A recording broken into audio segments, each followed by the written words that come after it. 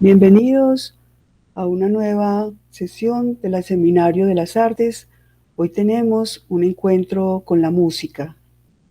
A propósito de la música, Michel Serres dice: sí, la música es antepredicativa. Sí, ella existe antes del lenguaje y no quiere decir nada, pero al no ser portadora de ningún sentido, los posee a todos. Veo la música como un océano enorme. Nosotros estamos aún en la orilla, perdidos ante su inmensidad, ante esta masa líquida y transparente, sin darnos cuenta que estamos atisbando la cuna de la vida, frente a una matriz universal de donde todo brota, los sonidos del mundo, la lengua, los saberes, la cultura, el ballet fecundo de las musas.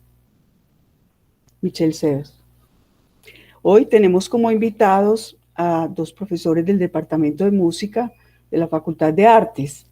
Ellos son Hugo Espinosa y Francisco Muñoz. Voy a entonces hacer una breve presentación de su hoja artística. Hugo Espinosa, Hugo Espinosa es profesor principal de la Cátedra de Flauta de la Universidad de Antioquia. Es magíster en Historia y maestro en flauta del Conservatorio de Évry, Francia. Ha trabajado con las principales orquestas del país en tanto que flautista y picolista. Y Francisco Muñoz es también profesor de la Cátedra de Flauta de la Universidad de Antioquia, magíster en músicas de América Latina y el Caribe. Es maestro en flauta de la Universidad de Antioquia. Realizó estudios de jazz en la Universidad de Afid. Su versatilidad musical le permite abordar repertorios sinfónicos, académicos, de jazz y músicas tradicionales de diversos países.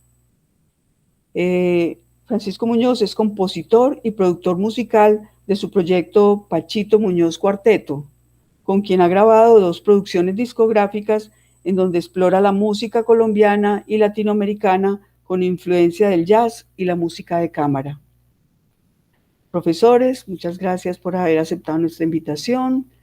Entonces les cedo la palabra. Beatriz, muchas gracias. Bienvenidos, bienvenidos. Muchas gracias. Muchas gracias. Bueno, nosotros somos los flautistas, profesores de la Universidad de Antioquia. Francisco y yo hemos trabajado desde que él estaba estudiante hasta después de ser egresado y terminar su maestría.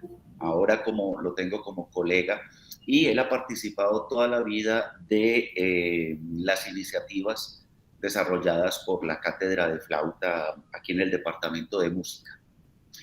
Esta invitación que nos hace Beatriz tal vez viene por esa experiencia que nosotros tuvimos hasta poco antes de la pandemia de tener un grupo estable de coro de flautas. Coro de flautas o coro de algún instrumento se le dice a un ensamble de la misma familia de los instrumentos. Ese coro lo llamamos los turpiales de Aburrá. Paso por varios nombres: los turpiales de Aburrá, los turpiales de Medellín. Después lo pusimos simplemente el ensamble Los Turpiales. Eran 5 flautas traversas. 5 flautas traversas con posibilidad de multiplicar cada voz. Entonces llegamos a tener inclusive unos 20 y pico de flautistas participando.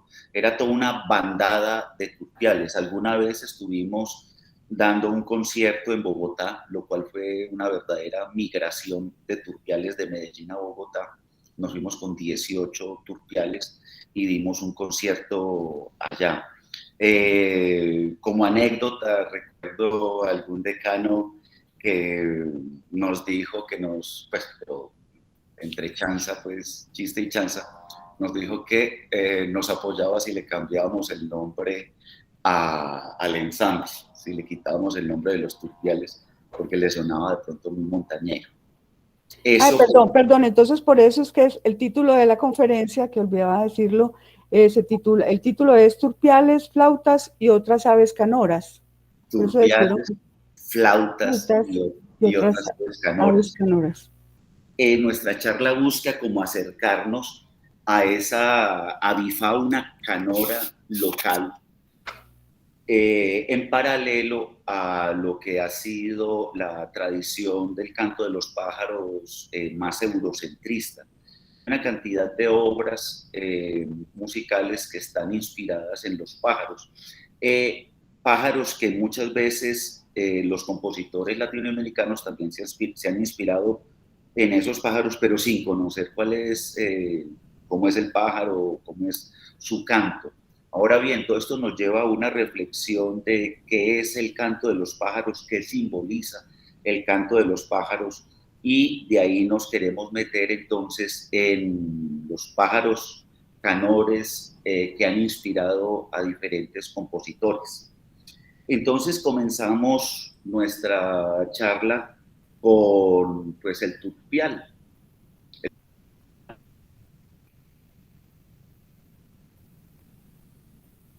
Eh, Sí, ya vamos aquí, Pacho, que es nuestro experto técnico,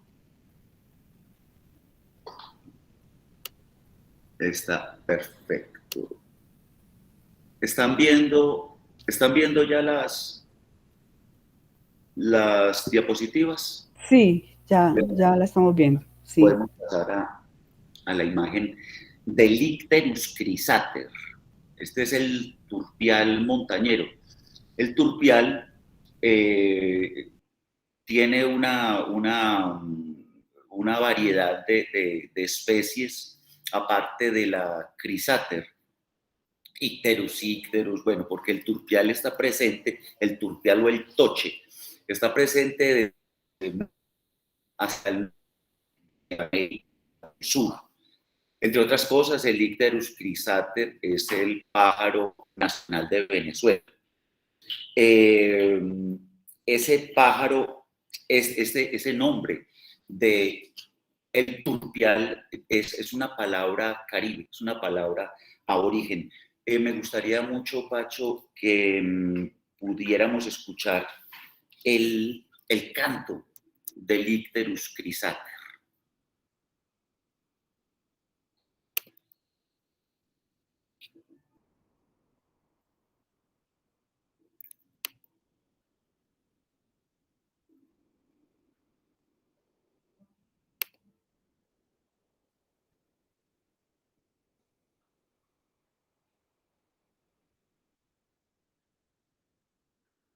I will tentatively divide my tale into 5 random.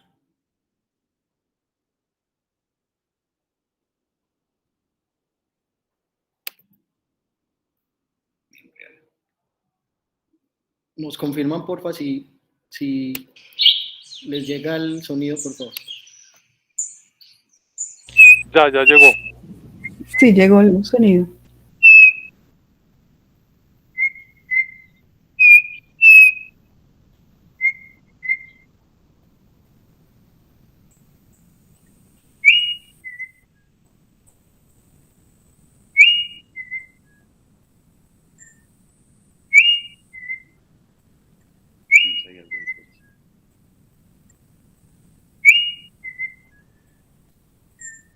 Bueno, aquí ustedes están escuchando el canto del turpial montañero, que también se conoce como toche.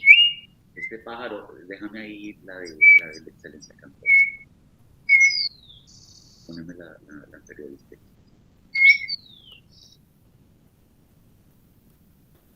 Eso. Bueno, el toche, ese canto es el mismo canto que nosotros hemos escuchado muchas veces, inclusive aquí en la ciudad. Pues es muy probable que este pájaro sea esquivo porque era una presa favorita de los pajareros que habían antes, cuando tener pájaros enjaulados en la casa era una costumbre inclusive muy bien vista. Hay una guía de aves en Colombia donde los autores Hilty y Brown describen los cantos típicos de los pájaros, unas descripciones que en realidad pues a nosotros los músicos, o yo creo que a cualquiera nos llama mucho la atención. Ahí lo están viendo ustedes, excelente canto típico, 5 o 10 silbidos muy fuertes, ricos y musicales muy variados. En Berenber, yi, yi, hu, hi, ha, huit, huita, huita, huita. A veces una serie más laxa de huit y yo huit, llamada un shift musical. Como verán, estas son guías que solamente las pueden interpretar o traducir, entender los ornitólogos. Bueno, hacemos hincapié entonces en que esta ave es un ave local, es un ave típica de nuestro país, es un ave que cuando nosotros la mencionamos, forzosamente nos lleva a un ambiente, a una atmósfera muy local, muy de finca, muy de pueblo, muy de espacio rural, muy distinto a otras aves que ya vamos a ver de otras latitudes.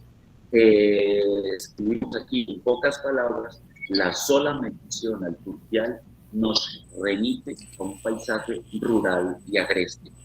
Es una palabra de uso amplio que está en la boca del campesino y del visitante citadino. Vamos a escuchar algo de el turpial. Bueno, profesor, también quería aportar un poco respecto a que el turpial es una ave que tiene un gran repertorio.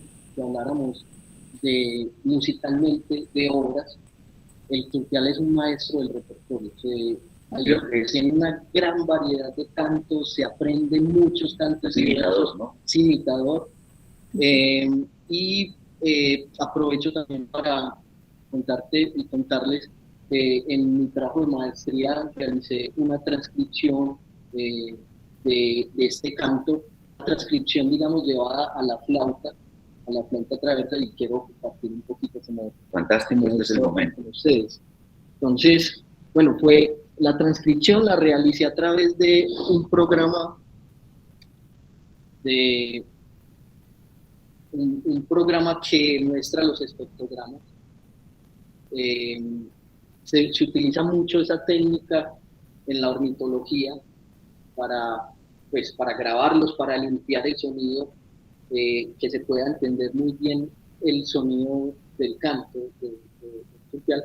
Pero, digamos, musicalmente me aportó y me ayudó muchísimo para desoccidentalizar el temperamento, digamos, que escuchaba del canto, porque digamos que inmediatamente lo primero que se me venía a la mente cuando escuchaba el canto era una tonalidad específica, con unas entonaciones concretas, y resulta que no, que hay toda una gama, digamos, microtonal dentro de esos cantos, tanto en glisandos como en notas. Entonces fue muy chévere porque a través de esa aplicación yo podía coger una sola nota y empezar a buscar con las posiciones de la flauta.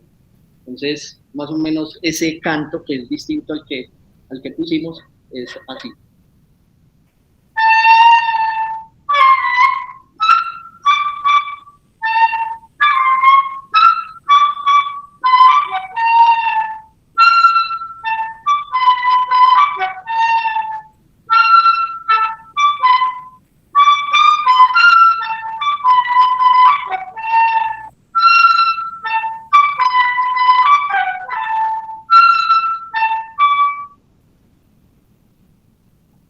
Muy bien, Pacho. Muy bien, muy bonito, muy bello.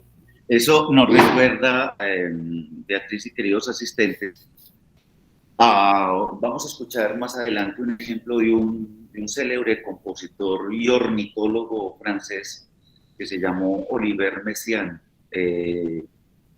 ornitólogo reconocido y acostumbraba a salir a los parques a escribir los cantos de los músicos, de los pájaros que iba oyendo. Bueno, ya conociendo el turpial, vamos a seguir diciendo de cuáles son sus paralelos, entonces, de canto. Como flautista, escribo: el componente de la música del cual soy más afecto es la melodía. Recordando a Kandinsky, los flautistas, como los pájaros, solo cantamos un sonido después de otro. Puntos sonoros que generan líneas melódicas inspiradoras para nosotros, los humanos.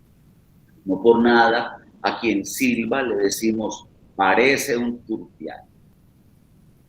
Abordemos el asunto. No decimos: canta como un ruiseñor. ¿Cómo canta el ruiseñor? Miremos cómo canta el ruiseñor. Inclusive cómo es el ruiseñor. Ya ven que el ruiseñor, el Lucinia megatrinchos, es un megarincos, es un pájaro bastante discreto,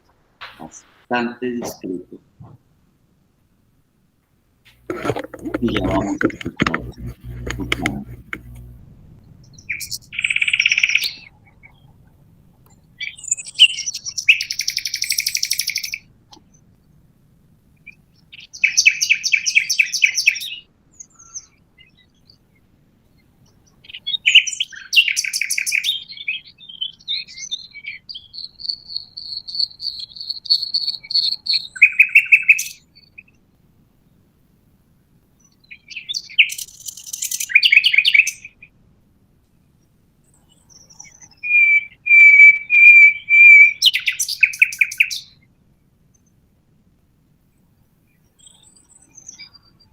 Muy bien. Ahora les queremos mostrar una elaboración que hace un músico del barroco, François Couperin es el de abajo, acerca del canto del ruiseñor. Él llamó esta obra El ruiseñor enamorado. Es este.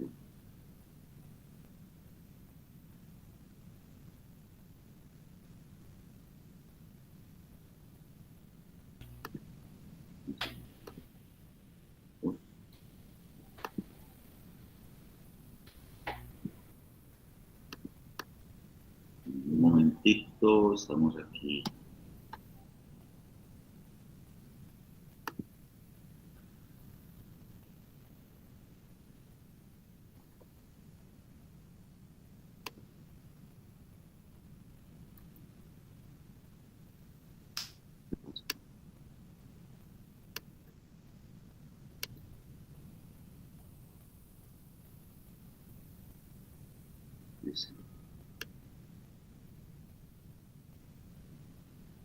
Se supone que ahí debe sonar.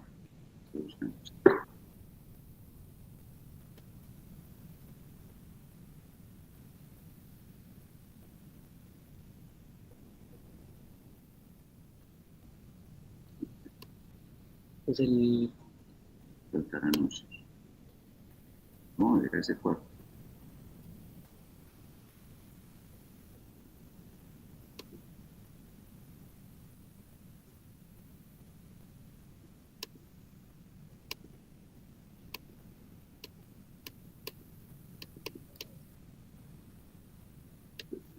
otra vez. Sí, Díganse. Ah, no, que tengo sulfuratos, no.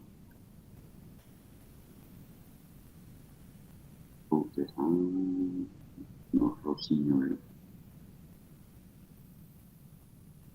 Rossignol Anamu. Listo. Entonces ahora vamos a escuchar entonces, una vez que escucharon el canto del ruiseñor europeo, Vamos a escuchar entonces esa reflexión o esa elaboración que hace François Couperin de El Ruiseñor enamorado.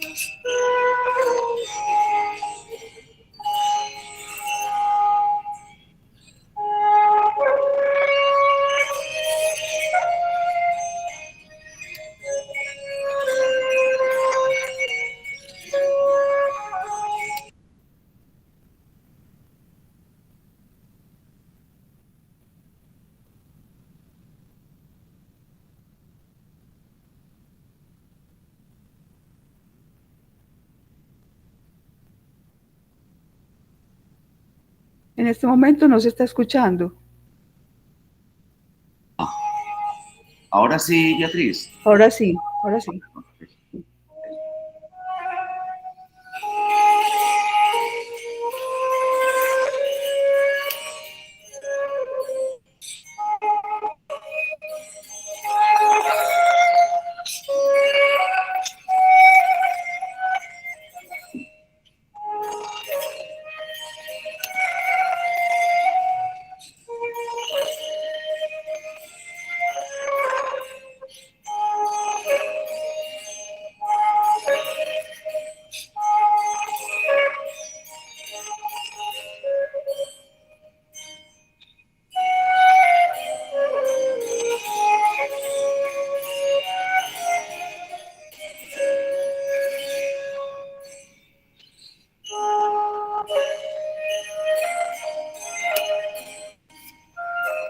Bueno, cabe y me parece sumamente importante hablar un poquito sobre esta flauta que está sonando de la época barroca, de la época de Couperin, de la época de Bach. Es un traverso barroco, es una flauta traversa de madera con una sola llave. Respecto al ruiseñor también, me gustaría mucho compartirles primero una crónica, una experiencia que tuve con este pajarito en la sierra, Nevada de Santa Marta. Mi maestría estuvo enfocada en estudiar una flauta tradicional de la sierra, del pueblo Iku, también se le conoce mucho más como el pueblo o la cultura Arhuaca de la sierra. Y estando en esta investigación, es un día al amanecer haciendo trabajo de campo en el territorio, estábamos bien en la montaña, al amanecer me extasió muchísimo la gran cantidad de cantos que escuchaba en ese momento, y yo andaba con una ocarina colgada así como collar, y empecé a molestar, a hacer soniditos, como imitando un poquito como el ambiente que escuchaba. Entonces yo empecé a tocar con la ocarina estos dos intervalos. Y había un pajarito que es muy difícil, digamos, traducir acá. Obviamente lo temperé digamos, a ese modelo musical occidental que respondía de esa manera. Entonces yo tocaba. Y de esa manera, pues, se me ocurrió esa melodía que les voy a compartir también, que se titula en la lengua Iku, Sisio Abugeka, perdón, Sisio Chocuinciro. Y Chocuinciro, entonces empecé a indagar un poco sobre este nombre y hacía alusión al ruiseñor. Yo les contaba allá al mayor en la comunidad, le contaba como esta experiencia, ¿cómo se llama un pajarito que hace así? Entonces me decía que el Chocuinciro era el ruiseñor. Entonces les voy a compartir, compuse una piecita muy tradicional, influenciada en la música de los Montes de María, en el merengue de gaitas, la compuse para gaitas, que la gaita también es una flauta muy ancestral, una flauta con un origen, al parecer azteca. En estos territorios había un flujo comercial en tiempos prehispánicos, un flujo comercial entre los aztecas y las culturas que habitaban el Golfo de Santa Marta, que eran los Chimila y los Taironas. Y pues a raíz, digamos, de ese intercambio, al parecer el origen de la gaita viene de esta flauta, pues que en la cultura la llaman charu. Es solo el cilindro de la caña con unos huequitos igualitos a los de la gaita, pero sin cabeza de cera. La cabeza de cera fue un proceso, digamos, intercultural con las culturas afro que trabajaban la minería de carbón, y ahí se crea, digamos, esa aleación entre la cera de abejas y el carbón molido. Y bueno, y en la sierra eran expertos en la orfebrería, tenían un gran conocimiento, casi toda la colección de ocarinas que se ha encontrado de la cultura tairona son pájaros, generalmente, o figuras antropomorfas algunas, pero generalmente muchas aves. Entonces, bueno, voy a compartir con ustedes. Qué maravilla que compartas con nosotros tu creación. Voy a compartir acá un videíto del Chocuinciro. Entonces es una parte en merengue de gaitas y otra parte en ritmo de chicote, que es un ritmo tradicional de los pueblos de la Sierra Nevada de Santa Marta, los arhuacos. Chicote se llama. Ahora lo interpretan mucho en acordeón, pero antiguamente todavía los cogi lo interpretan mucho con las gaitas, los arhuacos con el charu, y también con el acordeón vallenato. Sí.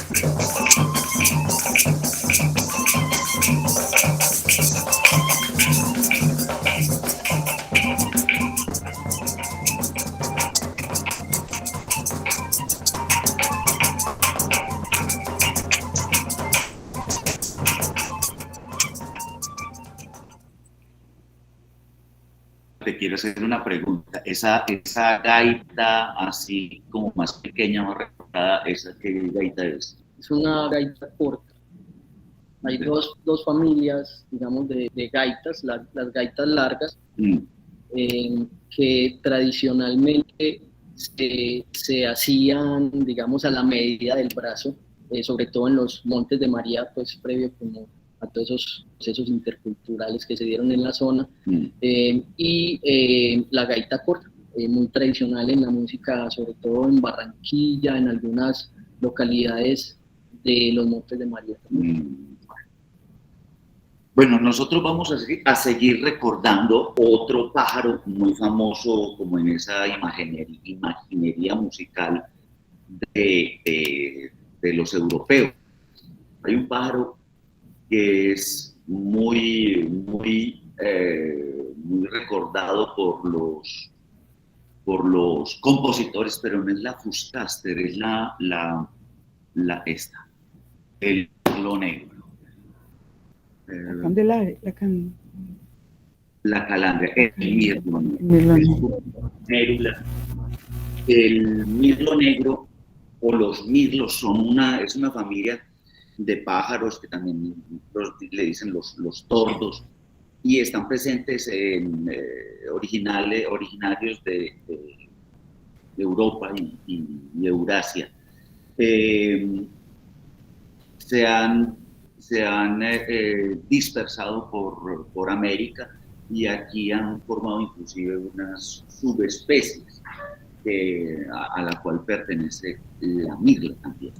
Ahora, hablando del mirlo negro, hay una composición muy famosa para la flauta que se llama El mirlo negro de Olivier Messiaen, el compositor francés que les mencionaba hace un momento.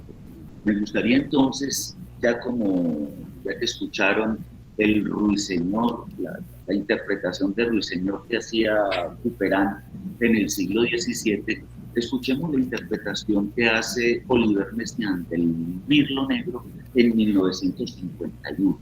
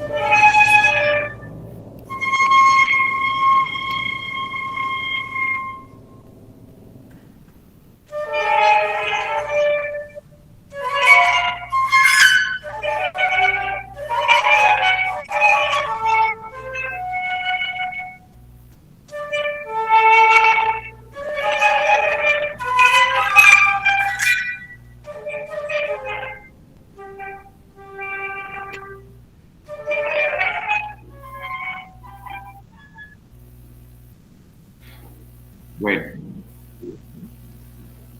ya escucharon entonces esa interpretación del mirlo negro de la parte del señor Oliver Messiaen.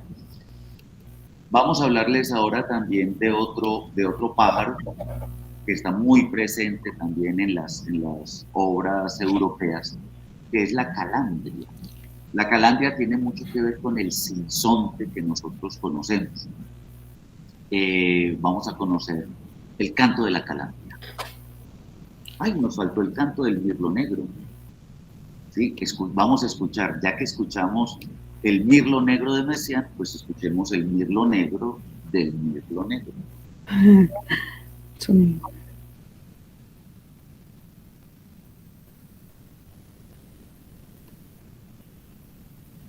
Ahí está.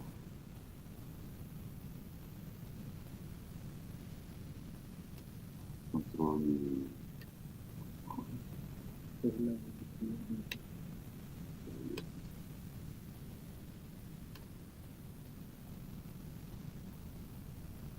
Entonces vamos a escuchar, a ver, a imaginarnos de qué manera Oliver Messiaen, de dónde partió Oliver Messiaen para hacer eso.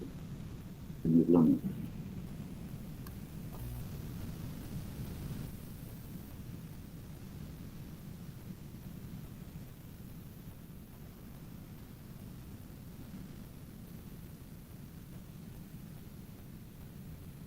Cargando. Sí, está cargando lento.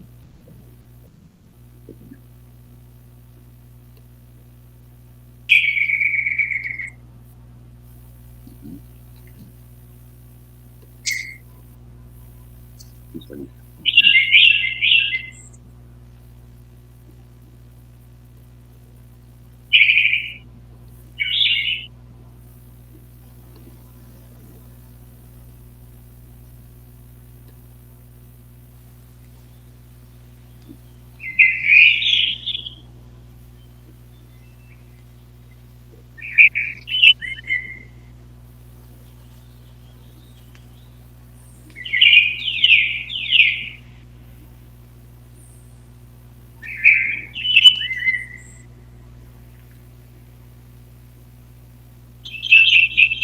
Son células melódicas entrecortadas, ¿no? Como tonos Así lo compone seguramente. como fragmentados, sonidos Sí, fragmentados. son cantos fragmentados. Ahora lo van a escuchar que, por ejemplo, con el canario es muy distinto.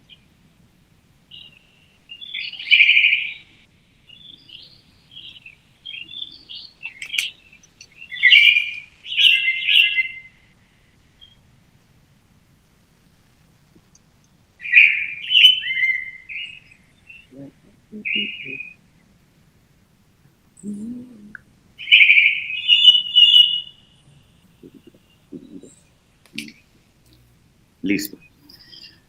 Esto me recuerda, y por oposición vamos a pasar a otro pájaro, este sí de nuestros trópicos, muy conocido por todos porque es un pájaro supremamente confianzudo. ¿Quién no lo conoce? El bichofué. El bichofué o Pitangus sulfuratus, un pájaro feroz que está presente en los espacios urbanos y tiene un canto muy característico y por asociación lo llamamos bicho fue, Cristo fue, en fin, en cada país tiene su nombre. Vamos a escuchar primero el canto original de esta ave y luego vamos a escuchar cómo se lo imagina Adina Izarra, que es una compositora venezolana. Con ustedes el Pitangus sulfuratus. Ya lo vamos a ver.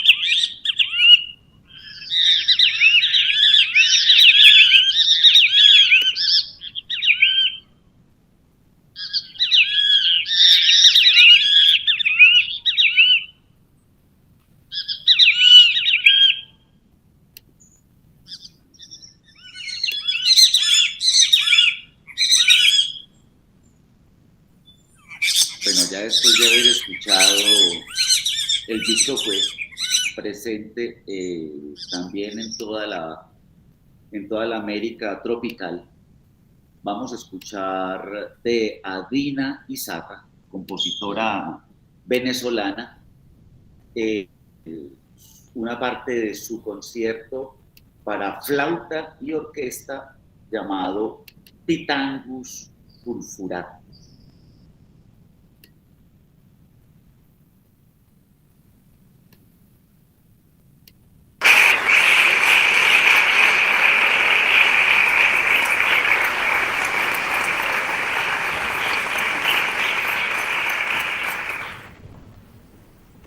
Para flauta y orquesta de cuerda.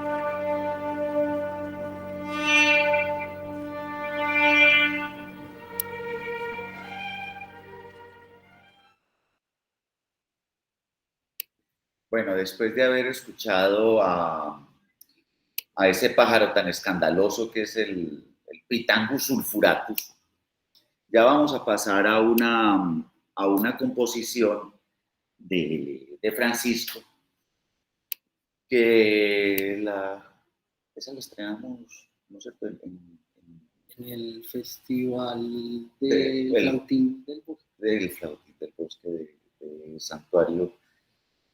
Santuario, Risaralda. Esta es una composición, es un dúo de flautas inspirado.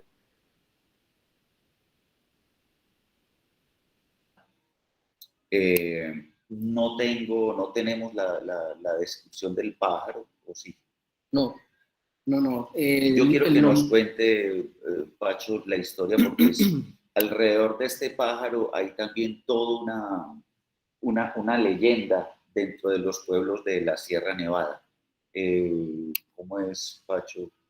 Bueno, precisamente yo quería resaltar la gran influencia que ha tenido la naturaleza y en especial las aves en el desarrollo sonoro humano también, puesto que el hombre desde siempre ha tenido, digamos, a través de la observación y el contacto con la naturaleza, una gran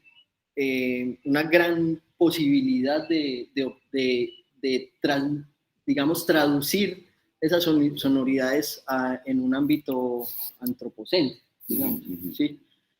Entonces, pues, durante la experiencia que tuve en la Sierra Nevada, con los abuelos, con los mamos y con la cultura, fue muy inspirador para mí poder acceder, digamos, a ese conocimiento ancestral que ellos tienen respecto a los pájaros.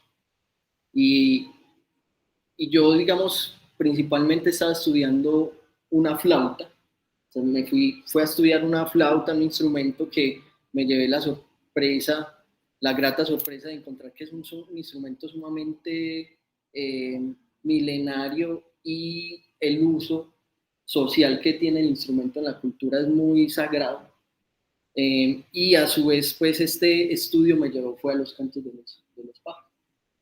Entonces, bueno, contar un poquito acerca de esa influencia que ha tenido de los cantos de las aves, que al parecer tiene también los últimos estudios, digamos, zoomusicológicos que se han dado a través de la interacción con instrumentos humanos temperados en los bosques y demás.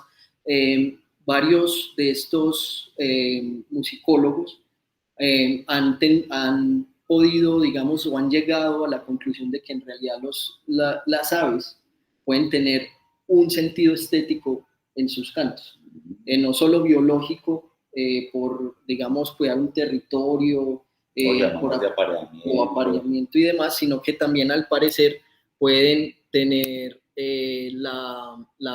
digamos, el sentido del goce, del disfrute estético, ¿cierto? Que es en parte de lo que me pasaba a mí con esa pieza del Choco Inciro, que yo dejaba de tocar y el pajarito también. Uno no sabe pues a ciencia cierta biológicamente qué estuviera pasando en esa interacción. Si de pronto me estaría regañando, diciéndome, no, ya sé. Eso no es así. Exacto. Ese intervalo está desafinado. o me estás interrumpiendo en mi casa, ¿cierto? Me estás estorbando, por favor, silencio. Uno no sabe qué pueda biológicamente pasar al respecto. Pero sí,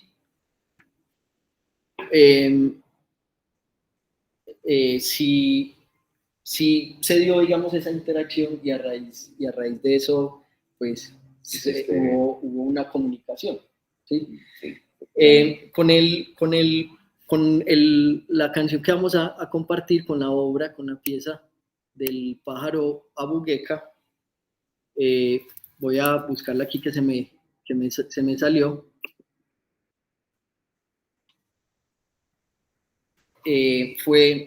Yo estaba en un territorio más o menos a 10 horas de Palomino, en la montaña, y estaba disfrutando de un río muy bonito que había en este territorio, y empezó a cantar un ave con un canto, digamos, desde el ámbito musical demasiado coherente al fraseo, fraseo muy definido. Al fraseo natural, digamos, de la música humana. Un fraseo con pregunta y respuesta, en el cual pues, yo en ese momento estaba súper mojado, estaba en el río y no tuve la oportunidad de grabarlo. No tenía, de hecho, forma de grabarlo. Entonces lo que hago es que intento memorizarlo y fue muy, muy chévere porque me sucedió como si en realidad el pájaro me estuviera haciendo el dictado musical, porque cuando me lo aprendí dejó de cantar. Y entonces en ese lugar yo tenía un cuaderno pentagramado, un lapicito, entonces me fui, lo transcribí y me fui donde el mayor de la comunidad a preguntarle por el nombre del pájaro. Me cuenta la historia que en la lengua le llaman, a los pájaros le llaman sisío, es el término, digamos, que traducido al español sería pájaro.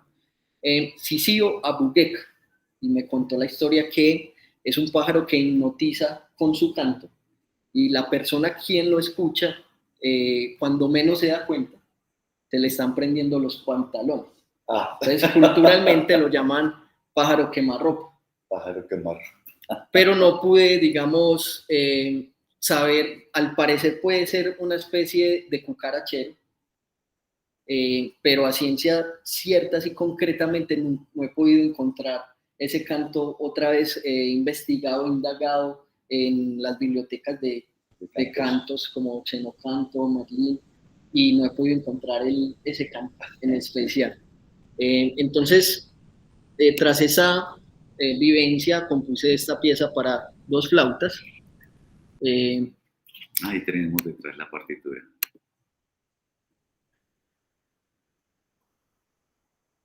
Aquí está. Pájaro quemarropa.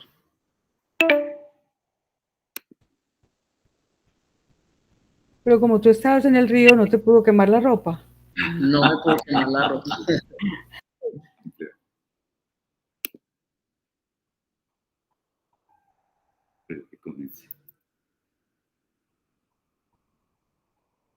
No sé por qué no se escucha.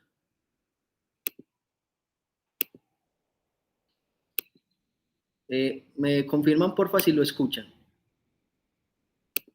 Hasta ahora no se escucha. No. Ah, ok, algo está pasando.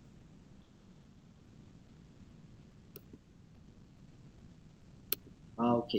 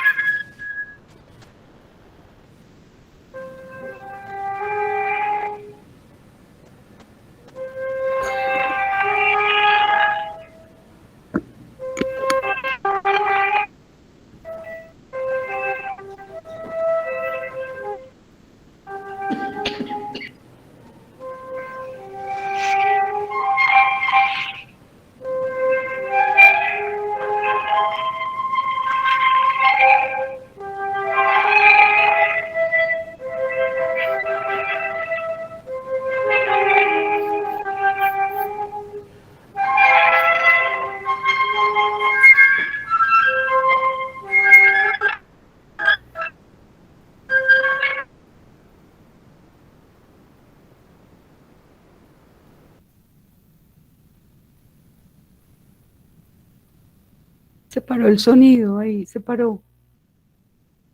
Se suspendió ahí el sonido.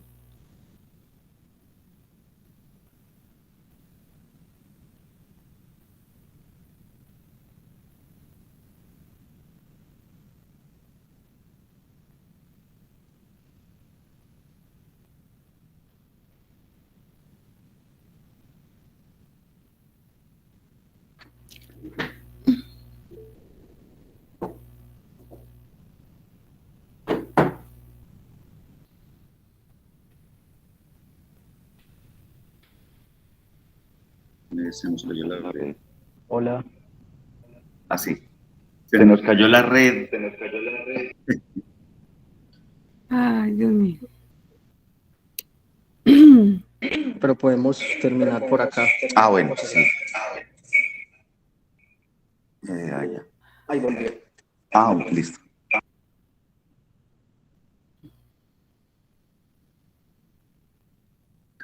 Listo.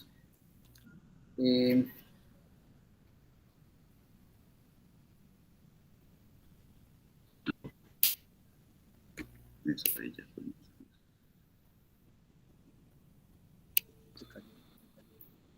Listo, no, entonces terminemos.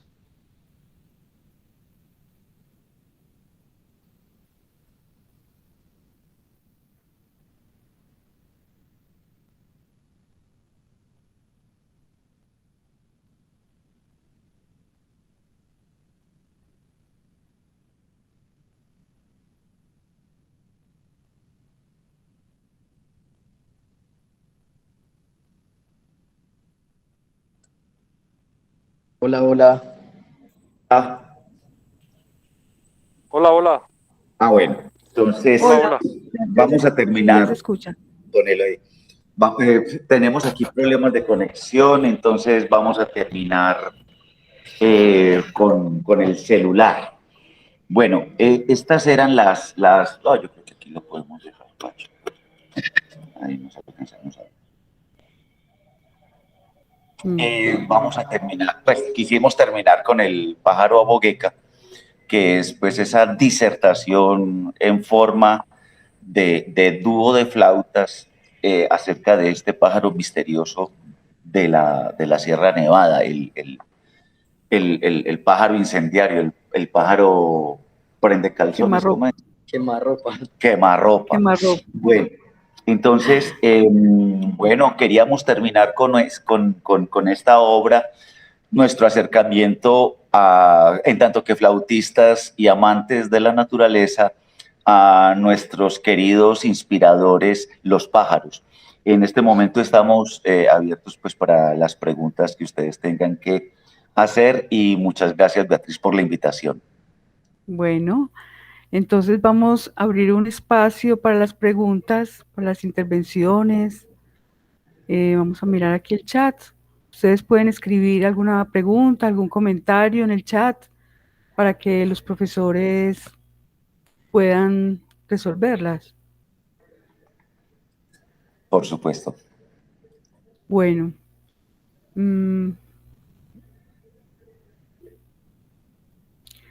veo que esta conferencia de ustedes, esta charla de ustedes está muy a tono con verdaderamente con el tema pues del Seminario de las Artes de este semestre, que es precisamente la vecindad arte-naturaleza. Y en lo que han mostrado ustedes puedo ver como esa conexión íntima entre, pues en este caso, el canto de las aves y las artes, ¿cierto? Y en el caso de ustedes, pues la flauta traversa. Entonces, pues me complace mucho ver que hemos guardado pues como toda esa línea, ese encuentro pues entre esa vecindad que hemos llamado entre arte y naturaleza. Bueno, aquí hay una pregunta. Johan Hasler está alzando la mano. Johan Hasler, ¿tienes la palabra? Gracias, buenas tardes a todos. Yo quería Buenas compartir tardes, Johan. con usted. Muchas gracias, maestros, colegas. Veo que están en nuestra oficina, qué bien. Así empezamos a recolonizarlo. Con razón se les cae la red. Sí, están en la Eso es universidad. lo que pasa cuando uno va a la universidad a trabajar, sí. Bien, entonces yo quería compartir con todos ustedes una reflexión en cuanto a, no sé si los no músicos, entre el público, haya tenido la sensación de que estas obras que nos presentaron los maestros no están imitando propiamente los sonidos de las aves, ¿sí? Y eso, creo yo, me pone a pensar mucho en la tradición del idealismo estético, que tenía un cierto desprecio por la mímesis, ¿no? Platón decía que la pintura es la peor de todas las artes porque es una falsedad de una falsedad. Sí, hace una representación de algo falso que es el mundo que percibe los sentidos, ¿no? Y en esa misma vena, por el contrario, desde Platón en adelante, en toda la tradición idealista, la música es como la más elevada de las artes para estos pensadores, y me hace pensar esto que oí hoy, que es porque la música me parece que es considerablemente mala en hacer mímesis. ¿A qué me refiero con eso? Precisamente lo que decía el profesor Muñoz. El sistema de intervalos, de temperamento, lo llamamos los músicos, cómo están organizados los instrumentos para producir unos sonidos y otros no, es supremamente artificioso en la música occidental, pues tanto así que se necesitó el cálculo infinitesimal del siglo XVIII para llegar a ese acuerdo, porque pues era un rechazo continuo a la naturaleza, hasta el punto que hay que inventar en el siglo XVIII una matemática nueva para afinar los instrumentos. O sea, pues nada que ver con la afinación natural, ¿no? Y entonces, al tratar de hacer mímesis de sonidos naturales en instrumentos, puede que alguien que no tenga un hábito de abstraer no encuentre parecido, ¿no? Dice, no, pero si eso no está cantando el pájaro. Nos pusieron el pájaro y ahora nos ponen Rameau, Messiaen y Sarra, nada que ver con el pájaro.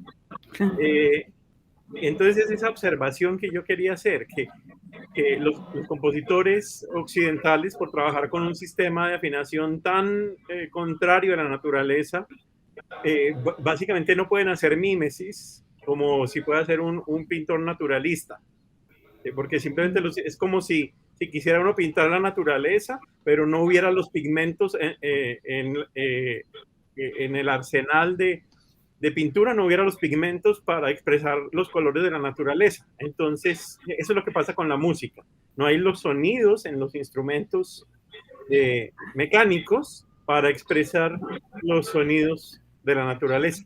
Entonces, la música es notoriamente mala en hacer mímesis, y creo que eso ha influido en esa idea como de la más superior de las artes, la más abstracta de las artes, porque mímesis no tiene caso, la música no lo va a lograr porque sus materiales son tan separados de la naturaleza. Quería compartir eso, y me encantó que los ejemplos musicales de obras tan importantes, tan buenas, sean, digamos, tan diferentes de los sonidos naturales de los pájaros, porque recalca esa situación, recalca que un piano, una flauta, no pueden hacer esos sonidos porque no está en su paleta de sonidos posibles. Entonces eso recalca pues esa observación de que pues por eso era como el arte más abstracto, porque para la mímesis es casi que inservible. Gracias. Muy bien, Johan, muchas gracias. Es más, esa mímesis se aplica prácticamente a la terminología. Es algo que nosotros la abordamos cuando quisimos hacer la charla desde el lenguaje, porque efectivamente la imitación del canto de las aves es un proceso muy... llevar el canto de las aves a los instrumentos humanos es una fantasía. Entonces, yo decía, la interpretación que hace fulanito o sutanito de diferentes épocas acerca del canto de las aves, pues el resultado va a ser prácticamente el mismo. Donde encontramos la diferencia es en el uso de las palabras y de los ejemplos. Hay un momento, por ejemplo, cuando toda la poesía de principios de siglo, esta poesía romántica que habla de la nieve y de un montón de cosas que suceden en otros continentes y que aquí no, pero tenemos un montón de canciones que la nieve de los años está cayendo ya y en fin, y en fin, y en fin, cosas que nosotros no conocemos. Y siempre se le cantó entonces a la calandria, pues se le hicieron un montón, y eso que no quisimos poner las obras, cantan las mirlas por la mañana, toda la poética musical antioqueña, acerca de mencionar pájaros que aquí ni siquiera hay y otra que sí los hace. Entonces nos dimos cuenta que mientras más avanzado el siglo XX, pues los compositores latinoamericanos también empezaban a fijarse en su entorno inmediato para encontrar esa inspiración fantástica que los llevaba a mencionar un pájaro u otro. La anécdota que mencioné al principio, donde chocaba de pronto esa palabra de poner al grupo los turpiales, chocaba, en realidad chocaba mucho, pero a mí me chocaba más ponerla, yo qué sé, los pinzones de Medellín o los mirlos negros de Medellín, que aquí eso no nos dice nada. Pero cuando comenzamos a utilizar los nombres de los pájaros autóctonos, ahí ya hay un quiebre, por lo menos semántico, entre la apreciación ecológica nuestra y la de Europa. El Pitangus sulfuratus,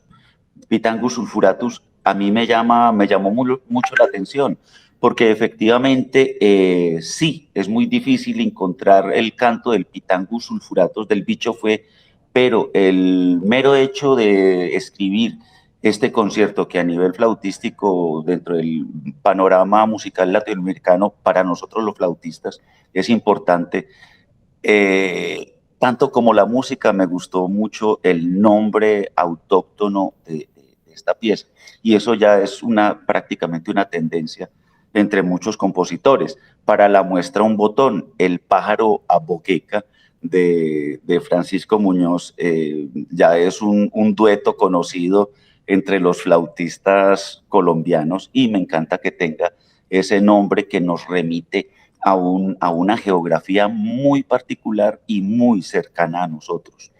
Entonces, efectivamente, refuerzo lo que tú dices, Johan, que la música de la naturaleza, pues es muy difícil fotografiarla con instrumentos, pero siempre va a ser muy interesante las vueltas que da dentro de la cabeza del compositor. Creo que había otra pregunta por ahí, Beatriz. Sí, aquí hay otra pregunta, hay dos preguntas. Dice Juan Madrid, ¿las aves de carroña, cazadoras o aves grandes también cantan? Claro, yo pienso, por supuesto que sí. Es más, y no solo las grandes. Hay una expresión europea que cuando se refiere a una persona que canta muy mal, se dice que canta como una urraca, porque las urracas no cantan, sino que graznan. Entonces, ahí está también lo que decía Francisco hace un rato, que está por verse, se está investigando si existe una estética animal, o si la apreciación estética es una virtud solamente humana. Ahí nos metemos en un terreno muy difícil, muy espinoso, y creo que ya esta es la segunda charla que se refiere a música y pájaros. Esto ya es una elaboración mucho más epidérmica, la que nosotros hemos querido hacer hoy. No sé si Pacho tiene algo que agregar. Sí, respecto respecto a lo que mencionaba ahorita el profesor Hasler, digamos, a esa aproximación desde los instrumentos occidentales, que en este caso, digamos, la flauta, yo pude notar con la experiencia, sobre todo del turpial, que digamos fue la transcripción más acercada que he podido hacer de estos cantos, que evidentemente hay limitaciones en cuanto a glisandos, pero que en las técnicas extendidas del instrumento, por ejemplo, en la flauta, hay varios manuales de, digamos, escalas microtonales donde están todas esas posibilidades microtonales, y en torno a esos manuales pude acercarme un poco a la entonación, pero ya hablando, digamos, puntualmente respecto al turpial, la dificultad estaba en los glisandos. En los glisandos, digamos, en la flauta no hay una gran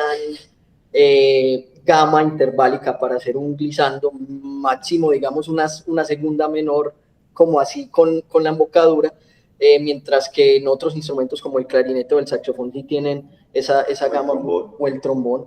Pero digamos, el acercamiento creo que más factible se puede hacer a través de la entonación, y faltaría ese ámbito. Sin embargo, hay creaciones como el maestro que creó The Other Flute, Robert Dick, por ejemplo, se inventó una boquilla que es móvil, y esa boquilla sí permite hacer esos glissandos, ya digamos en un ámbito más especializado, para lograr retratar de una manera más precisa ese tipo de cantos. Esa flauta sería sumamente ideal. Entonces sí hay como un desarrollo instrumental desde Occidente que va permitiendo acercarse un poquito más a algunas sonoridades, pero igualmente es precisamente el reto, ¿no? Es el reto más grande, lograr retratarlo de una manera más precisa. No sé si hay otra pregunta o si esta pregunta... A ver, Johan tiene una apreciación. Johan, si quieres, tú lo lees, lo que escribiste. Sí, le contestaba por escrito a Juan. Las cazadoras, pues aquí en el barrio yo oigo halcones, ¿no? Y en las películas oye uno las águilas del desierto. Entonces, las aves cazadoras sí emiten sonidos, ¿no? Ahora, no estoy enterado, no tengo la información de que hagan cantos, pues melodías, pero sí tienen emisiones. Y, profe, desde lo que aquí la pregunta también de Juan, respecto a qué se dice del habla, ¿cierto? Del lenguaje, pues parece que hay, he leído, he escuchado en el ámbito ornitológico que al parecer hay jergas dentro de los lenguajes de varias especies. Digamos, una especie que canta en Copacabana, la misma especie que canta en Caldas puede tener algunas variaciones en su canto, y que, digamos, desde esa mirada de la biología, esas variaciones se pueden ver como aspectos culturales del entorno en los cuales se desenvuelven las especies, y que por ende puede dar como resultado una jerga, pues como una variación lingüística del idioma, digamos, que expresan las aves en ese caso. Y por otra parte, Pacho, muchas aves tienen como cantos responsoriales, se responden. Por ejemplo, en las mañanas, en los barrios donde hay gallos, pues el primer gallo es el que despierta a todos y después todos se siguen imitando. O, por ejemplo, ¿quién no ha jugado con un pavo, con un pisco, haciéndole... Y ahí mismo ahí se puede quedar uno todo el día conversando con ellos, porque son como gestos de respuesta que ellos tienen, no sé, habría que mirar en más escritos de pájaros o de comportamiento animal, a ver si esos cantos funcionan como atracción, como rechazo. Pero es bien conocido que los pájaros buscan también otros pájaros que tengan el mismo canto.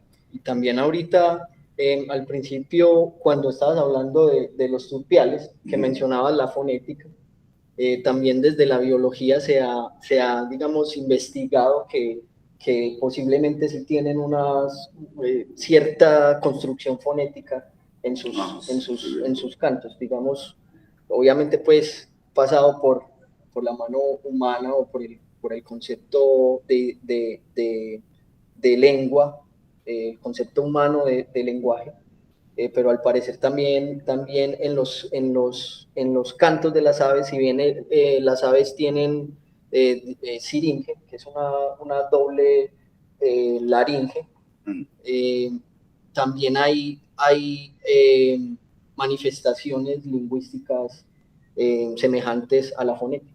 ¿No? Y todos los animales tienen pues muchas vocalizaciones, un gato, un perro, él va a maullar distinto para cada ocasión y un perro ladra distinto a cualquier estímulo. Le ladra según el estímulo, él va a ladrar distinto en un peligro, un ladrido de curiosidad, un ladrido de atención, un ladrido de agresividad, en fin, hasta ladridos de alegría. Entonces, sí, eso podríamos decir que es el habla, una elaboración de comunicación entre los animales. Eso sí es cierto que existe. Bueno, otra pregunta Bueno, más. ustedes yo preguntaría a ustedes como flautistas, pues músicos, sí, compositores, ¿cómo se originó ese interés por ejemplo, el canto de las aves? O sea, ¿cómo llegaron a eso? Que fundaron pues este grupo de los turpiales y no sé si fue antes o después, pero ¿por qué se interesaron específicamente por el canto de los pájaros, de las aves? Pues, ¿O cuándo llegó, cuándo llegó ese interés? O sea, ¿lleva mucho tiempo o es sí, más bien reciente? Yo diría que sí, Yo he tenido, pues, en lo personal, un interés ecológico desde siempre. Y como flautista, como le decíamos ahora, nosotros, los flautistas, no podemos hacer sonidos simultáneos. Pues hay técnicas extendidas que sí lo permiten, pero no podríamos decir que es un instrumento que fabrique acordes como el piano o como la guitarra. Entonces nosotros estamos condenados a tocar una nota después de otra. Por eso hablaba del punto y la línea. Y así mismo son los pájaros. Los pájaros construyen su canto una nota después de otra, y todas estas volutas y todas estas fuegos artificiales y malabares que hacen los pájaros cuando tocan, pues obviamente a los flautistas nos pone verdes de envidia, y lo único que uno quisiera es tocar como un pajarito, con esa facilidad y con esa alegría. Entonces, cuando formamos como parte de la cátedra de flauta traversa el ensamble de flautas, pues yo le quería poner un nombre local que nos recordara a una ecología que nosotros conozcamos, que no fuese traída de los cabellos, ponernos, sí, el grupo Los Rosiñoles, los Ruiseñores de Medellín, no sé, me parecía muy lejana. Yo quería una imagen mucho más cercana al sonido de las flautas y de los pájaros, y me serví del nombre para eso. Por eso turpiales. fue Turpiales de Medellín. Turpiales Además, de Medellín. bien localizado, sí. Esa fue la razón del nombre. Y bueno, de ahí estamos esperando que se termine esta situación de aislamiento sanitario para poder renacer como el fénix, pero esta vez ya sería como el turpial. Qué bien, bien. Bueno, y a ver, ¿qué más preguntas tenemos? Los, de los del público.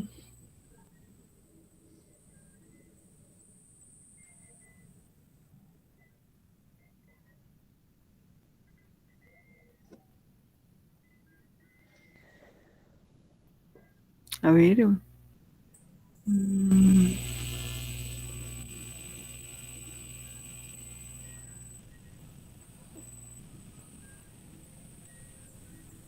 Bueno, hay que decir que me acordé ahora cuando nos hacía el comentario el maestro Hasler, que sí, esto del nombre de los turpiales también es como poner una piña, como cuando los ebanistas indígenas, en vez de hojas de acanto, ponían piñas y guanábanas en las tallas de madera de las iglesias, porque en realidad no conocían esas frutas y esos vegetales simbólicos que se utilizaban en las tallas europeas. Entonces así también eso fue como el nombre, de darle un color muy local a la producción, esperando que algún día fuésemos conocidos por fuera del país, nosotros y los turpiales. Y ese grupo de los turpiales, ¿qué composiciones tocaban ustedes? Pues no necesariamente. Le vamos a poner un poquito las composiciones no son necesariamente eran de aves también, otro tipo de. Nosotros tenemos. No sé si tienen ahí, ya les llegó la red para que pudiéramos terminar la obra. Sí, La obra que estamos escuchando. vamos a ver, y también para poner un ejemplo de la música de los turpiales, pero esto fue una grabación que se hizo en Bogotá hace ya unos 4 años con unos compañeros. Ya.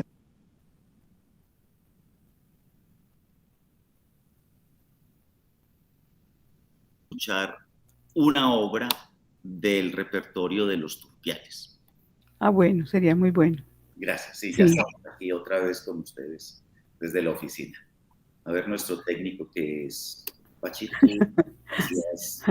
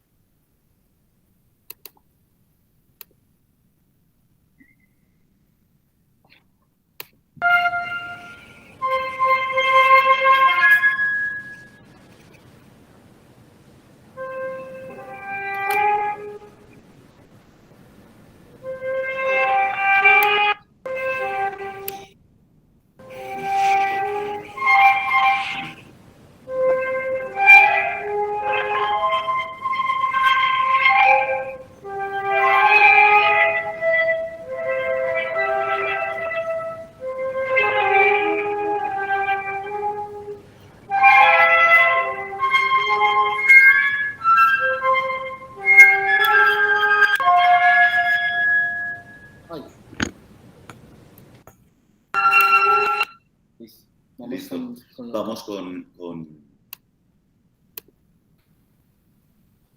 Allá en la montaña. Es una grabación que hace parte del repertorio de los turpiales. Los turpiales comisiona una serie de arreglos al profesor Fabio Londoño de música andina colombiana, y una de las propuestas de los turpiales es tocar mucho repertorio latinoamericano. Entre Mm. ellas, pues en el repertorio hay obras brasileras, colombianas.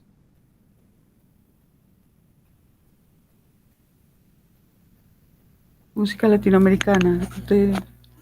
Sí.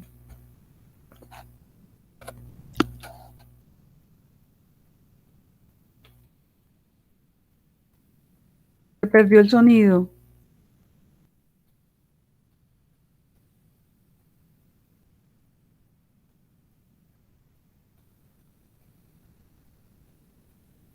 Nuevamente se fue la Sí, conexión. ya volvió. Ya volvió. Sí, ya volvió. Aquí estoy hablando desde el celular. Ah, ya volvió, listo. Ya volvió. Ah, no, pero no sé, volvió, estabas hablando del celular. No, no ha vuelto. El Hola, no, hola, muy ahora sí, difícil. hola, hola, Hola. ahora sí volvió. Se escucha. No, hasta ahora no. A ver, empieza.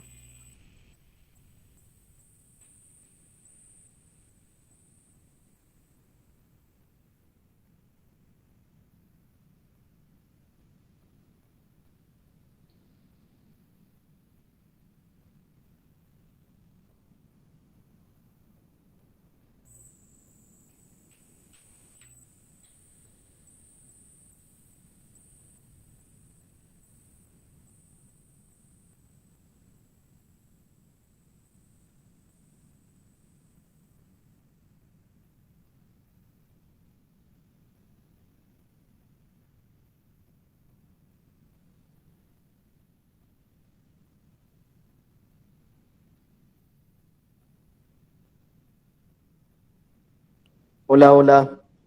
Hola. Tenemos graves problemas de conexión desde el computador, entonces creo que no se va a poder Pero poner el... pongámoslo desde el disco para que se escuche, porque me parece que es importante este último ejemplo. Bueno, ¿me confirman porfa si se escucha la voz? Bueno, bueno. La voz sí se escucha, te estamos escuchando, sí. Ah, ok, perfecto. Entonces, un arreglo del profesor Fabio Londoño en interpretación del Quinteto de Flautas Bogotá.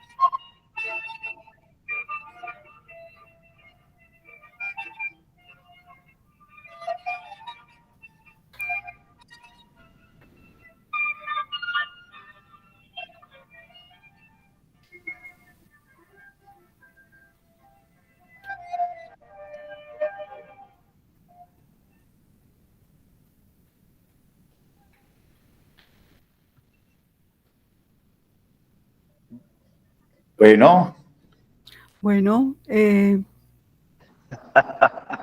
Estamos aquí otra vez. Yo creo que... Se escuchó, sí, creo que podemos terminar aquí, ¿cierto? Sí, sí, la charla, espero que les Muchas haya, gracias. se hayan divertido, pues, entre tanto. Claro, sí. Muchas gracias por compartir con nosotros la pasión de ustedes, ese patos griego, que esa pasión por la música y por la flauta traversa y por el canto de las aves. Muchas gracias. Gracias a Por ustedes. esta presentación. Bueno, entonces los invito para una próxima sesión, el próximo jueves, noviembre 25. La charla se titula Simbiogénesis, devenir más allá de lo humano, que estará a cargo de Catalina Peláez Gómez, que es egresada de la Maestría en Artes. Los comentarios de Ana María Tamayo, que es docente del Departamento de Artes Escénicas. Entonces los invitamos para la próxima semana, para que continuemos con este ciclo referido a la vecindad, arte-naturaleza. Bueno, profesores, muchas gracias por aceptar nuestra invitación. Muchas gracias a ustedes. Muchas gracias, Beatriz. Muchas gracias. Hasta luego. Gracias. Hasta luego. Dicen muchas gracias por la charla, fue muy agradable conectar el sonido.